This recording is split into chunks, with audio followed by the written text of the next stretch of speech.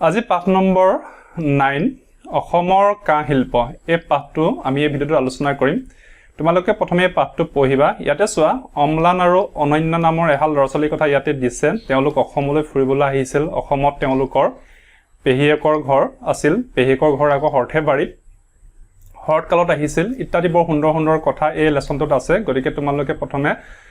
লেসনটো পঢ়িবা আৰু লেসনটোৰ ভিতৰৰ যিখিনি বস্তু সেই বস্তুখিনি তোমালোকে বুজিবলৈ যত্ন কৰিবা এতিয়া আমি এখিলা আহিছো ক নম্বৰ পাঠভিত্তিক ক্ৰিয়া ইয়াতে কিছুমান আমাক ক্ৰিয়াকলাপ দিছে তে প্ৰথমে কি কৈছে চোৱা পাঠটো শুদ্ধ আৰু স্পষ্ট উচ্চাৰণে পঢ়িবলৈ গৈছে মই হেকানে প্ৰথমে কৈছো তোমালোকে পাঠটো শুদ্ধ আৰু স্পষ্ট উচ্চাৰণৰে পঢ়িবা তাৰ পিছতে এফালে চোৱা কুয়া আৰু লিখা ইয়াতে কিছু প্ৰশ্ন দিছে এই প্ৰশ্নকিটা উত্তৰ এতিয়া মই তোমালোকক এটা এটাকে কৰাই দিম এতিয়া ক নম্বৰ প্ৰশ্নটো চোৱা ইয়াতে কি সুধিছে অম্লান আৰু অনন্য কাৰ ঘৰলৈ ফুৰিবলৈ আহিল গতিকে এই উত্তৰটো এই ধৰণে তোমালোকে লিখিবা যে অম্লান আৰু অনন্য কাৰ ঘৰলৈ ফুৰিবলৈ আহিল তাৰ উত্তৰটো কি হ'ব অম্লান আৰু অনন্য পেহিয়েকৰ ঘৰলৈ ফুৰিবলৈ আহিল গতিকে এতিয়া পিছৰ প্ৰশ্নটো কি হ'ব যে অম্লান হতৰ পেহিয়েকৰ ঘৰ ক'ত হে প্ৰশ্নটোৰ উত্তৰ তোমালোকে কি বুলি লিখিবা যে অম্লান হতৰ পেহিয়েকৰ ঘৰ হৰ্থেবাৰীত এই প্ৰশ্নটোৰ উত্তৰ কি বুলি লিখিবা অম্লান হতৰ পেহিয়েকৰ ঘৰ হৰ্থেবাৰীত এতিয়া নেক্সট আমি চাও গ নম্বৰ প্ৰশ্নটো হে ঠাই কি শিল্পৰ বাবে বিখ্যাত কি শিল্পৰ বাবে বিখ্যাত আমাক এই কথাটো সুধিছে গতিকে হেতু উত্তৰ আমি কি বুলি লিখিম যে হে ঠাই কাঁহ শিল্পৰ বাবে বিখ্যাত এটো লিখিবা কাঁহ শিল্পৰ বাবে বিখ্যাত এতিয়া নেক্সট কোৱেশ্চনটো এতিয়া চোৱা তোমালোকৰ কিতাপত কি কৰিলে গ দুটা হৈ গল তোমালোকে এটো ঘ কৰি লবা শুদ্ধ কৰি লবা এতিয়া এই প্ৰশ্নটো কি হ'ব পেহিয়েকে অনন্য হাতক ভাত খাবলৈ দিয়া কাহিবিতক কি কাহি বুলি কয় যেতিয়া পেহিয়েকে ভাত খাবলৈ দিছিল এখন কাহিত হে কাহিখনৰ নাম কি আছিল গতিকে তাৰ উত্তৰটো কি হ'ব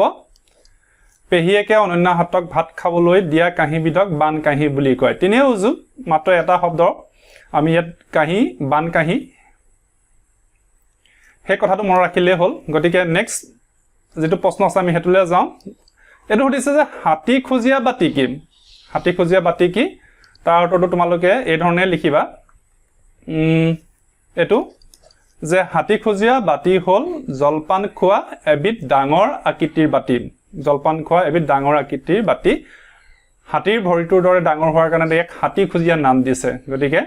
এই আনসাৰটো তোমালোকে এই ধৰণে কৰিবা নেক্সট কোৱেশ্চনলৈ যাও নম্বৰ কি ধাতু মিহলাই কাঁহ তৈয়াৰ কৰা হয় যেতিয়া তোমালোকে পাঠটো পঢ়িবা তাতে কি ধাতু মিহলাই কাঁহ তৈয়াৰ কৰা হয় সেই কথাটো বৰ ধুনিয়াকে দিছে এতিয়া তাৰ উত্তৰটো কি হ'ব তাম আৰু ৰাং ধাতু মিহলাই কাঁহ তৈয়াৰ কৰা হয় কি ধাতু তাম আৰু ৰাং এটো পৰীক্ষাৰ কাৰণে বৰ এটা দৰকাৰী কোৱেশ্চন গতিকে ভাল ধৰণে মন ৰাখিবলৈ যত্ন কৰিবা নেক্সট কোৱেশ্চন আমি চাইছো যে কাহেৰে গহা কেইবিধমান বাচন বৰ্তনৰ নাম লিখিব লাগে ইয়াত কাহেৰে গহা কেইবিধমান বাচন বৰ্তনৰ নাম লিখিবলৈ কৈছে কিতাপতে তোমালোকক দেহে কাহৰ বাচন বৰ্তনৰ নাম দিছে গতিকে এই প্ৰশ্নটোৰ উত্তৰ তোমালোকে এই ধৰণে লিখিবা যে কাহেৰে গহা কেইবিধমান বাচন বৰ্তনৰ নাম হ'ল কাহি বাতি লুটা বানবাতি ঘটি গিলাস বটা বৰকাহ ভুৰতাল আদি গতিকে এই বস্তুবিলাকৰ নাম তোমালোকে লিখি দিলে হৈ যাব এতিয়া নেক্সট কোৱেশ্চন এতিয়া চোৱা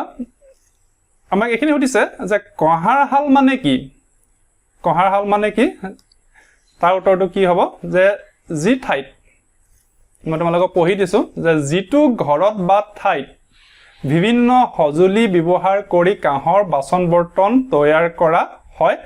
সেই ঘৰ বা ঠাইখিনিকে কহাৰ হাল বোলে কথাটো মনত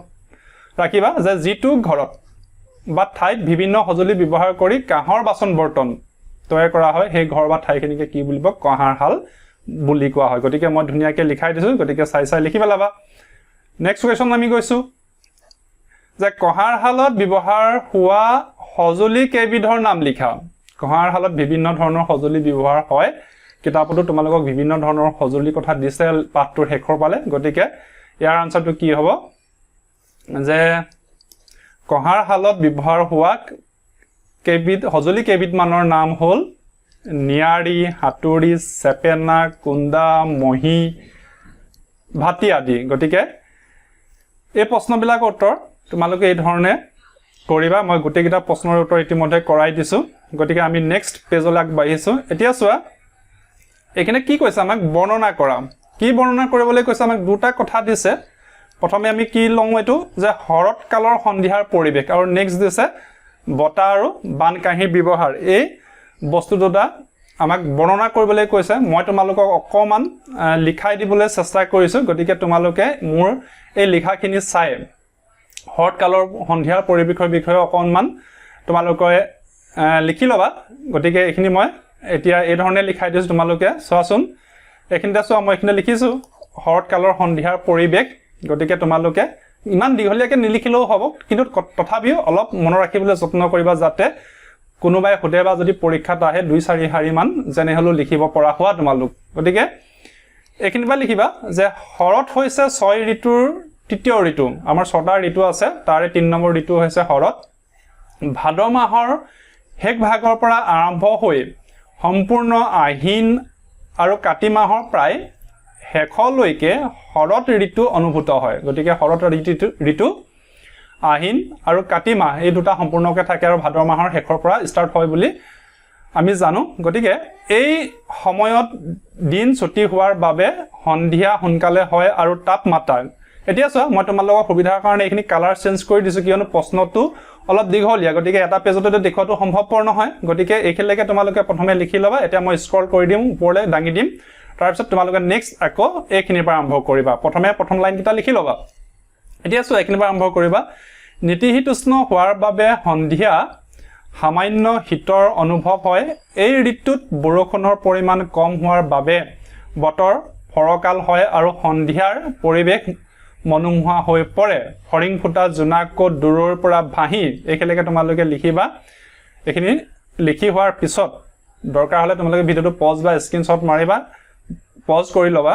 এইখিনিলৈকে লিখি হোৱাৰ পিছত পুনৰ অকণমান আছে শেষৰ ফালে একেলগে লিখিবা তোমালোকৰ বহিত পুনৰ অকণমান আছে শেষলৈকে তাৰপিছত এইখিনি পৰা লিখিবা যে অহা দবাৰ মাত মৃদু বতাহ আৰু শেৱালিৰ সুগন্ধ আদিবোৰে হৰতৰ সন্ধিয়াবোৰ মায়াময় কৰি তোলে এই হৰতৰ এনে সন্ধিয়াৰ পৰিৱেশতেই নাতি নাতিনীহঁতে চোতালত বহি আইতাকৰ সাধু শুনি আত্মবিভোৰ আৰু অকণমান আছে অকণমান জাষ্ট এইখিনিত আছে হয় গতিকে এই প্ৰশ্নটোৰ উত্তৰ তোমালোকে এই ধৰণে লিখিবা এতিয়া চোৱা এইখিনিত কেইশাৰীমান আছে অকণমান দীঘল আৰু অকণমান দীঘল হৈছে তোমালোকৰ চতুৰ্থ শ্ৰেণী হিচাপত কিন্তু যিহেতু এইটো কোনো পৰীক্ষাৰ প্ৰশ্ন বুলি মই ভবা নাই অলপ তথাপি আমি হৰতৰ বিষয়ে জানিবলগীয়া কথা গতিকে এই ধৰণে লিখাই দিছোঁ মই প্ৰথমে এয়া লিখিবা এইখিনি পজ কৰিবা নেক্সট এইখিনি অলপ পজ কৰি ল'বা আৰু লাষ্টৰ এই কেইশাৰী তোমালোকে সেইকাৰণে এইখিনি লিখিবা আৰু লাষ্টত এটা হয় বুলি আছে দেই লাষ্টত এইটো হয় গতিকে এইখিনি তোমালোকে লিখিবা এতিয়া আমাৰ নেক্সট এতিয়া 2 নম্বৰটো চোৱা বতাহ আৰু বান কাহিৰ ব্যৱহাৰ ইয়াৰ বিষয়ে অকণমান তোমালোকক কি কৰিবলৈ কৈছে বৰ্ণনা কৰিবলৈ কৈছে এতিয়া আমি প্ৰথমে কি কৰিলো হৰত কালৰ সন্ধিয়া পৰিৱেশৰ বিষয়ে অকণমান আমি বৰ্ণনা কৰিলো এতিয়া বতাহ আৰু বান কাহিৰ ব্যৱহাৰনো কি সেই বিষয়ে মই অকণমান লিখাই দিছো এতিয়া চোৱা এইখিনি তোমালোকে লিখিবা বতাহ আৰু বান কাহিৰ ব্যৱহাৰ এতিয়া চোৱা বতাহ আৰু বান কাহি অসমীয়া সমাজৰ এক সুকীয়া পৰিচয় স্বৰূপ বতাহ সাধাৰণতে তামোল পাণ কাটি আলহী অতিথিক আপ্যায়ন কৰিবলৈ জ্যেষ্ঠজনক মান ধৰিবলৈ বিয়া সকাম আদিৰ দৰে সামাজিক কৰ্মবিলাকত একেলগে তোমালোকে লিখি ল'বা একেলগে যিমানখন এই কালাৰ দেখিছা তাৰপিছত অলপ মই পিছলৈ লৈ গৈছোঁ আৰু কেইশাৰীমান আছে একেবাৰে লিখিবা যে গুৱাপান আগবঢ়াই দিয়া আদিৰ দৰে সন্মানসূচক অৰ্থত বিভিন্ন কামত ব্যৱহাৰ কৰা হয় আনহাতে বান কাহি ভাত খাবলৈ ব্যৱহাৰ কৰা হয় বান কাহিত এইখিনি অকণমান ওপৰলৈ উঠাই দিছোঁ মই বান কাহিত খাবলৈ দিয়াটো অসমীয়া সমাজত আভিজাত্য আৰু গৌৰৱৰ প্ৰতীক হিচাপে বিবেচনা কৰা হয় গতিকে এইখিনিত আমি কি লিখিলোঁ যে বতাহ আৰু বান কাহিৰ ব্যৱহাৰ বিষয়ে লিখিছোঁ এইখিনিত ইয়াত এই কেইলাইন তোমালোকে প্ৰথমে লিখিবা এইখিনিলৈকে তাৰপিছত আৰু পিছত কেইশাৰীমান আছে এইখিনিৰ পৰা লিখিলে অলপ দীঘল আছে আৰু এইখিনি তোমালোকে লিখিবা গতিকে এতিয়া আমি নেক্সট কি আছে হেতু চাওঁচোন বলা এতিয়া এখিনি আমাক কৈছে যে ভাব বহলাই লিখিবলৈ কৈছে ইয়াতে কি কৈছে যে হাতৰ নিব কাণৰ নিব দহু আঙুলি কোনে নিব গতিকে এই কথাটো এই যেটো ভাব বহলাই লিখিবলৈ কৈছে এটো মই তোমালোকক ভাব বহলাই লিখি দিছো গতিকে তোমালোকে সেই ধৰণে লিখিব পাৰিবা হেতু আছে এখিনিত যে হাতৰ নিব কাণৰ নিব দহু আঙুলি কোনে নিব সেই কথাটো ভাব বহলাই লিখিব লাগে তাৰ উত্তৰটো তোমালোকে এই ধৰণে লিখিব পাৰিবা এতিয়া এখিনি চোৱা উত্তৰ কি লিখিবা হাতৰ নিব কাণৰ নিব দহু আঙুলি কোনে নিব কথাষাৰৰ অৰ্থ হৈছে যে মানুহৰ হাতত থকা পইচা ধন হুন ঐশ্বৰ্য বিভূতি হাতৰ কাণৰ অলংকাৰ আদি ক্ষণস্থায়ী মাত্ৰ ইয়াক আনে কাহি বা এতিয়া ওপৰলৈ অলপ লৈ যাব লাগিব অলপ ওপৰলৈ লৈ গৈছো চুৰ কৰি লৈ যাব পাৰে নাইবা কালকৰ্মত এইবোৰ নোহোৱা বা শেষ হৈ যাব পাৰে কিন্তু মানুহৰ হাতৰ বিদ্যা তথা নিজে জনা কাম এটাৰ কৌশল আনে কাহি নিব নোৱাৰে আৰু এইবোৰ আনক দিলে শেষ হৈ নাযায় বৰঞ্চ বাঢ়িহে যায় গতিকে এই যেটো হাতৰ নিব কাণৰ নিব দহু আঙুলি কোনে নিব সেই কথাষাৰ ভাব বহলাই অলপ মই লিখি দিছো তোমালোকে এই ধৰণে চাইছা তোমালোকে লিখি লবা এটা নেক্সট যেটো কোৱেশ্চন আছে আমি হেকেলে যাম এতিয়া চোৱা যুক্তাক্ষৰ ভাঙি পঢ়ো আৰু লিখো আহা গতিকে প্ৰতিটো পাঠতে আমাৰ বিভিন্ন যুক্তাক্ষৰ দিয়া থাকে ইয়াতো দিছে তীক্ষ্ণ পাহ্ন অহ্ন ইয়াত ক্ষয় আৰু মূৰ্ধন্য ন লাগি আছে ইয়াত হ আৰু মূৰ্ধন্য ন ইয়াত হ আৰু দন্তীয় ন গতিকে এইবিলাক এই যুক্তাক্ষৰবিলাক কিন্তু পৰীক্ষা বা মূল্যায়নত খুব আহে দেই গতিকে এইবিলাক তোমালোকে নিজে পঢ়ি মনত ৰাখিবলৈ চেষ্টা কৰিবা নেক্সট এখিনি চোৱা এখিনি কিছে যুক্তাক্ষৰ গঠন কৰো আহা ইয়াত আকৌ যুক্তাক্ষৰ দিছে ক্ষয় আৰু মূৰ্ধন্য ন লগ লাগিলে কি হয় এটো যুক্তাক্ষৰ হয় ঠিক এদৰে হ আৰু মূৰ্ধন্য ন লগ লাগি এই ধৰণৰ যুক্তাক্ষৰ হয় হ আৰু ন লাগিলে এই ধৰণৰ যুক্তাক্ষৰ হয় গতিকে এই যুক্তাক্ষৰবোৰ কিন্তু খুব দৰকাৰী গতিকে তোমালোকে এইবোৰ নিজে নিজে পঢ়ি মনত ৰাখিবলৈ চেষ্টা কৰিবা এতিয়া নেক্সট পেজলৈ যাও আহা এখিনিত কি কৈছে যে পঢ়ো আহা তীক্ষ্ণ শব্দৰ অৰ্থ হৈছে কি চুকা এখিনি লিখিছে অনলান এজন তীক্ষ্ণ বুদ্ধিৰ লৰা অহ্ন মানে দিন পাহ্ন মানে দুপৰীয়া পাহ্নৰ পৰা সন্ধিয়ালৈ অপৰাহ্ন গতিকে এইবিলাক পঢ়িব লিছে তোমালোকে নিজে পঢ়ি ইয়াৰ অৰ্থবিলাক মনত ৰাখিবলৈ চেষ্টা কৰিবা এতিয়া নেক্সট এতিয়া এখিনি কি কৈছে চোৱা তলৰ শব্দসমূহৰ যুক্তাক্ষৰবোৰ ভাঙি দেখুৱা এই শব্দবিলাকত একোটা যুক্তাক্ষৰ লাগি আছে এইবিলাক কি কৰিবলৈ কৈছে ভাঙি দেখাবলৈ কৈছে এই বক্স বিলাকত গতিকে প্ৰথমটো কি হ'ব এখিনিত দন্তীয় ন হ'ব তাৰ পিছত ত হ'ব আৰু এখিনিত হ'ব উ গতিকে এই ধৰণে তোমালোকে লিখিবা তাৰ পিছত এই যুক্তাক্ষৰটো চোৱা এখিনিত দন্তীয় ন আৰু দন্তীয় দ হ'ব তাৰ পিছত এই যুক্তাক্ষৰটোত এখিনিত হ দন্তীয় হ আকৌ দন্তীয় ত আকৌ এখিনি লিখিবা হসু তাৰ পিছত এখিনি চোৱা এটো আকৌ ল যোগ প হৈ আছে ল যোগ প নেক্সট এটো চোৱা এটো দন্তীয় হ যোগ দন্তীয় ঠ দেই তাৰ পিছত আৰু নেক্সট কি আছে আমি চাও এতিয়া চোৱা এটো ম আৰু ল লগ লাগি আছে ম আৰু ল লগ লাগি আছে তাৰ পিছত এটো চোৱা দন্তীয় ত আৰু ৰ নেক্সট এটো দন্তীয় ন আৰু দন্তীয় ঢ নেক্সট এটো চোৱা এটো নিয় আৰু বৰ্গীয় জ তাৰ পিছত এটো আমাক অলৰেডি দিয়াই আছে গতিকে এটো তোমালোকে কৰিব নালাগে গতিকে এখিনি যুক্তাক্ষৰ প্ৰতিটো যুক্তাক্ষৰ মই বক্স গিটাত লিখি দিছো তোমালোকে এই ধৰণে অতি উজু এগিলা নিজে তোমালোকে জানা আৰু গতিকে এখিনি তোমালোকে নিজে লিখিবা এটা নেক্সট পেজলৈ যাও বলা এতিয়া চোৱা এখিনিত কি দিছে যে বাওঁফালৰ কথাখিনিৰ অৰ্থ মানে বাওঁফালে কোনটো ফাল এফালে আৰু সোঁফাল হ'ল এটো গতিকে কি কৈছে বাওঁফালৰ কথাখিনিৰ অৰ্থ সোঁফালে দিয়া আছে বিচাৰি উলিয়াই কাৰ চিনেৰে মিলোৱা বিচাৰি উলিয়াই কাৰ চিনেৰে মিলাবলৈ কৈছে তো তিনে উজু তোমালোকক এটা দেখুৱাইও দিছে যে এটো হৰিয় পেৰা যতন এটো আমাক এখিনি দেখুৱাই দিছে কিতাপত যে তেলিহাল গতিকে বাকিখিনি আমি পটাপট মিলাই পেলাও আহা যে কাহৰ বাচন গহা স্থান কি হ'ব একদম আমি কিতাপ পঢ়োতে পাইছিলো কি হ'ব কহাৰ হাল গতিকে কাহৰ বাচন গঢ়া স্থান কি হ'ব কহাৰ হাল তাৰ পিছত লুৰ সজুলি গঢ়া স্থান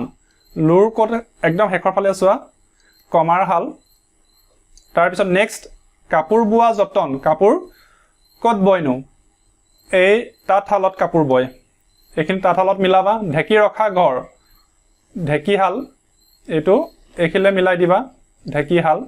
তাৰ পিছত জুইয়ে সদায় জুই ধৰা ঠাই জুইহাল বা জুহাল গতিকে এইখিনি আমি অতি সহজে আস্তানি মিলাই দিলো তোমালোকেও কাট পেন্সিল লৈ ধুনিয়াকে এইখিনি আস্তানি মিলাই দিবা গতিকে এইখিনি তিনি উজু আছিল এটা নেক্সট আমি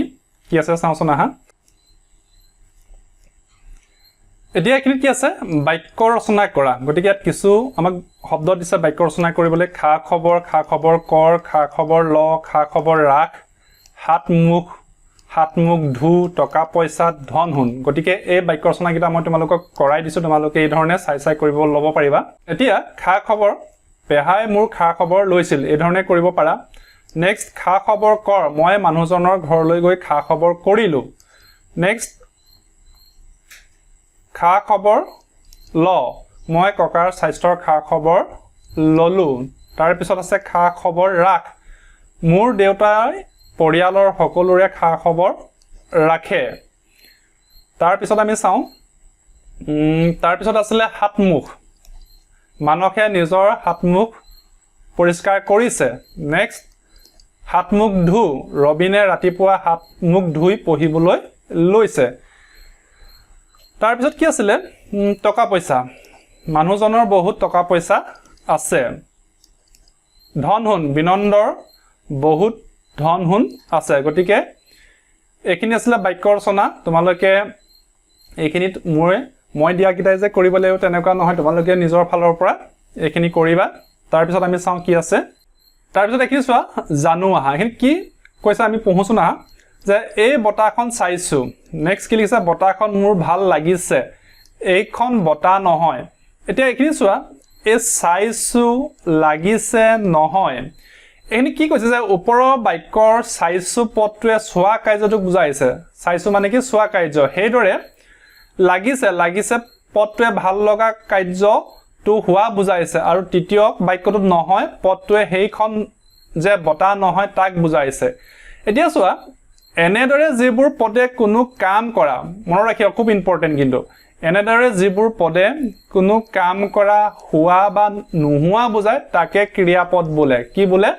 ক্ৰিয়াপদ বোলে তাৰ মানে যিবোৰ শব্দই কিবা এটা কৰা বা হোৱা বুজাব বা নোহোৱা বুজাব সেইবিলাকক কি বুলি কৈছে ক্ৰিয়াপদ বুলি কৈছে কিন্তু খুব ইম্পৰ্টেন্ট পৰীক্ষাত আহিব পাৰে এইখিনি কথা তোমালোকে ভাল ধৰণে এইখিনিতে দিছে তোমালোকে এইখিনি চাই মুখস্থ কৰিবা তাৰ পিছত দিছে যে যেনে চৰাই দুখন দেউকা আছে তাৰে হিহত উৰে উৰা জাহাজৰ পাখি আছে কিন্তু ইয়াৰ চৰাই দৰে প্ৰাণ নাই তাৰ মানে ইয়াত মূলতঃ কি কথাটো বুজাবলৈ চেষ্টা কৰিছে ক্ৰিয়াপদ আৰু ক্ৰিয়াপদ মানে কি যে যি পদে বা যিবিলাক শব্দই কিবা এটা কৰা কিবা এটা হোৱা ইত্যাদি বিলাক বুজায় সেইবিলাককে আমাৰ অসমীয়াত ক্ৰিয়াপদ বুলি কৈছে যাক ইংৰাজীত ভাৰ্ব বুলি কয় গতিকে এইখিনি কথা তোমালোকে পঢ়িবা এতিয়া নেক্সট কি দিছে চাওঁ আহা এতিয়া চোৱা কাখৰ বাকচৰ পৰা ক্ৰিয়াপদ আনি তলৰ বাক্যকেইটা পূৰ কৰা ইয়াতে কিছুমান এই বাক্যত কি দিছে কিছুমান আমাক ক্ৰিয়াপদ দিছে আৰু এই খালি ঠাই কেইটাত উপযুক্ত ক্ৰিয়াপদ আনি আমি ইয়াত বহুৱাব লাগে তেতিয়া কি হ'ব প্ৰথম বাক্যটো মই ভাত কি হ'ব এটো মিলিব ভাত খাওঁ যেহেতু মই আছে গতিকে এইখিনি লিখিবা খাওঁ এইখিনিত হ'ব খাওঁ তাৰ পিছত ৰীনা সদায় স্কুললৈ কি হ'ব এইটো হ'ব যায় গতিকে এইখিনি তোমালোকে যায় লিখিবা তাৰ পিছত আমটো মিঠা এটো হ'ব নহয় মিঠা নহয় নেক্সট মইনাই ভালকৈ এটো লিখিব পাৰা নাচে মইনাই ভালকৈ নাচে নেক্সট ৰহিমৰ দাদা ডিব্ৰুগড়ত এটো লিখিবা থাকে ডিব্ৰুগড়ত থাকে লাষ্ট আমাৰ এখন খেলপথাৰ ইয়াত কিটো বাছিলে এটো আছে এইখিনিত আছে লিখিবা গতিকে এইবোৰ তিনে সহজ আছিল এই ধৰণে তোমালোকে লিখি লবা এতিয়া নেক্সট আমি চাও কি কৰিবলৈ দিছে ইয়াতে চোৱা তলৰ বাক্য কেইটাৰ ক্ৰিয়াপদত আঁচ টানা আমাক কিছুমান বাক্য দিছে ইয়াতে আৰু যিবোৰ ক্ৰিয়াপদ সেই ক্ৰিয়াপদবিলাকক আঁচ মাৰি টানিবলৈ কৈছে এতিয়া আমি এফালৰ পৰা চাওঁচোন আহা অম্লান আৰু অনন্যা পেহীয়েকৰ ঘৰলৈ আহিছে ইয়াত ক্ৰিয়াপদ কোনটো এইটো এই যেটো আহিছে এইটো ক্ৰিয়াপদ তোমালোকে আঁচ টানি দিবা নেক্সট হৰিং ফুটা জোনাকত আধা ফুলা হেৱালি ফুলবোৰ জিলিকি উঠিছে ইয়াত ক্ৰিয়াপদ কোনটো এই উঠিছেটো তাৰ পিছত অম্লান আৰু অনন্যা পেহাকৰ লগত আগ চোতালত বহিল গতিকে ক্ৰিয়াপদ হৈছে এইটো বহিল তাৰমানে বহা কাৰ্যটোৰ কথা কৈছে নেক্সট এনেতে পেহীয়েকে আটাইকে ভাত খাবলৈ মাতিলে আৰু এইটো হৈছে এই মাতিলেটো হৈছে ক্ৰিয়াপদ লাষ্টত